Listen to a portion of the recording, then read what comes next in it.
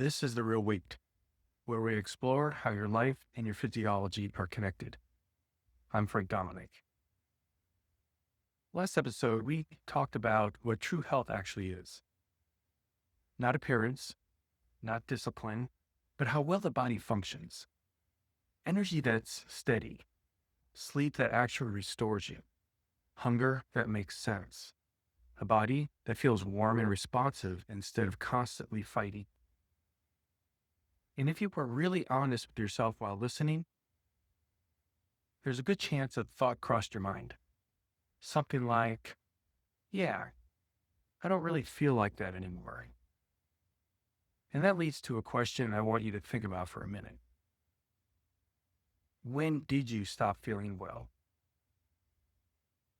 Not when the weight showed up, not when a lab number changed. Those things usually come later. I'm talking about earlier than that. When did your energy start feeling a little different? When did sleep stop leaving you refreshed? And when did caffeine stop being something you enjoyed and started being something you needed? Most people don't have a single moment they can point to. It's usually more like a season, a stretch of life where things just stacked up. Work got heavier, responsibilities increased, relationships became more complicated. Maybe there was an uncertainty about the future. Maybe there were decisions you kept putting off. Life has a way of layering pressure like that. I had a season like that myself. A lot of things happening at once. Business pressure, relationship stress, a lot of uncertainty. At the time, I didn't think of it as something affecting my health. I just thought of it as life. But looking back, I can see my body responding to everything I was carrying.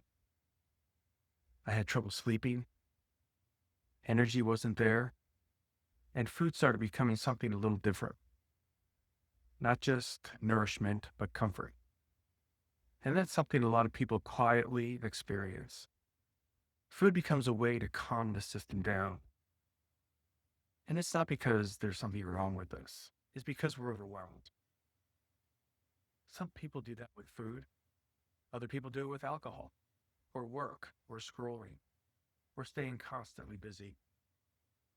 Different strategies, same purpose. We look for relief. And while all of that is happening, something else is happening in the background. Your physiology starts adapting. Stress affects sleep. Sleep affects blood sugar regulation.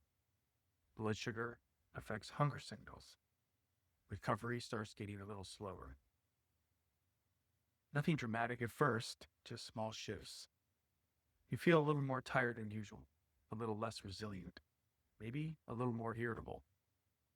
Then over time, your body adjusts to that new normal. And that's where most people lose track of things. Because once something becomes familiar, you stop questioning. You assume that's how life feels now. But it wasn't always like that. There was a time when you had more energy, when sleep restored you, when your body felt lighter and more responsive. That's why this question matters. When did you stop feeling well? Not as criticism, just as awareness. Because when you start to see the season when things changed, you also start to understand what your body has been adapting to. And that changes the conversation. You stop blaming yourself, you start looking at the system. If this resonates with you, make sure you're following the show. Because next, we're going to look at something that connects directly to this moment, how stress, emotional, physiological, and physical actually changes the way the body functions.